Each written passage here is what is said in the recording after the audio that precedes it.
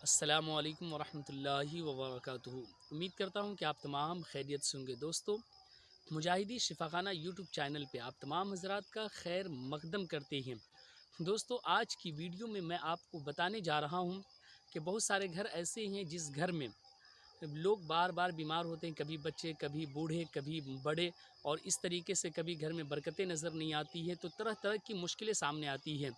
तो इन सूरतों में ये महसूस होने लगता है कि ऐसा लगता है कि घर में किसी ने जादू कर दिया है, या किसी का कुछ साया हो चुका है, या कुछ परेशानी हो चुकी है जिसके सबब ये काम हो रहे हैं। तो याद रखें दोस्तों कि अगर इस तरह का ख्याल आपके ज़हन व फ़िक्र के अंदर अगर बस गया है कि किसी के करने की वजह से ऐसा हो गया है, तो याद रखें कि इसको आप समझेंगे कैसे, मालूम कैसे करेंगे।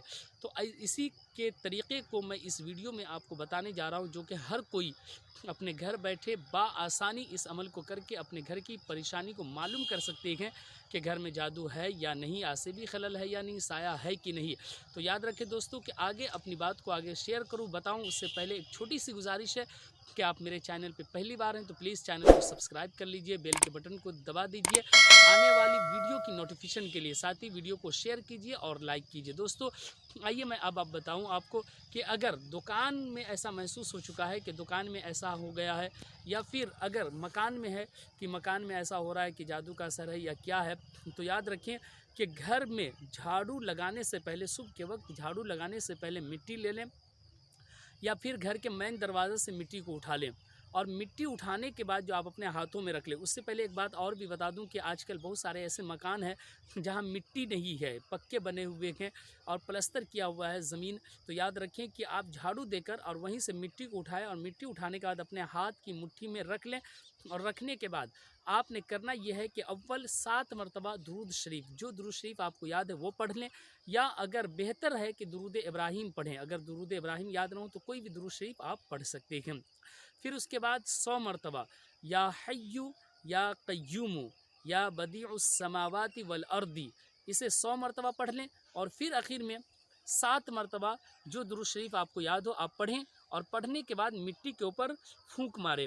और फूंक मारने के बाद आपने मुट्ठी को बंद कर लेना है, और मुट्ठी को कम से कम 2 मिनट तक बंद रखें। और मुट्ठी बंद रखने के बाद फिर उसके बाद मुट्ठी से को खोलें, और उसके बाद जो मिट्टी को आपने सूंघना है, मिट्टी को सूंघें। याद रखें कि मिट्टी के सूंघने में आपको एक काम ये भी करना है कि जिस वक्त आपने मिट्टी रखा था हाथ में, उस वक्त भी एक बार सूंघना है, और ये दम करने के बाद सूंघना है। तो पहले सूंघ लेंगे ताकि आपको ये जहन में रहे कि सूंघा था तो वो क्या है, कैसी महकती, कैसी नहीं है, ये चीज़ आपको समझ में आ जाएगी।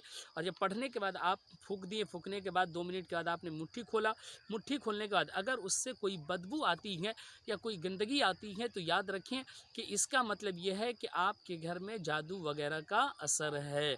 तो इस तरीके से अगर मालूम हो जाए कि गंदगी है तो समझ जाए कि जादू वगैरह का असर है, और अगर खुशबू आ रही है तो याद रखें कि जादू का असर नहीं है, बल्कि वहाँ किसी अच्छी चीज़ का असर है जो कि आपको तकलीफ़ नहीं पहुँचा रही है, बल्कि उससे आपका फ़ायदा है। तो याद रखें दोस्तों कि इस तरह से अगर आपको गंदी बदबू आ रही है तो इसका मतलब है कि आपके घर पे किसी तरह का कोई साया है, बंदिश किया गया है, और इस बंदिश को जल्द आपको हटाना ज़रूरी है। याद रखें दोस्तों, इस वीडियो में इतना ही। आगे अगली वीडियो में मैं बहुत ही जल्द आपको बताऊंगा बंदिश को तोड़ के बारे में। तो अगर वीडियो अच्छी लगी होगी तो दोस्तों, और अगर आपसे ये भी कह दूं कि आपको अगर कुछ पूछना हो तो आप कमेंट में सवाल भी कर सकते हैं, व्हाट्सएप नंबर पे भी आप जो है सवाल लिख कर भेज सकते हैं, कॉल कर सकते हैं। वीडियो अच्छी लगी है तो आगे शेयर कीजिए, लाइक कीजिए, चैनल को सब्सक्राइब कीजिए। इजाज़त दीजिए। अस्सलाम वालेकुम वरहमतुल्लाह।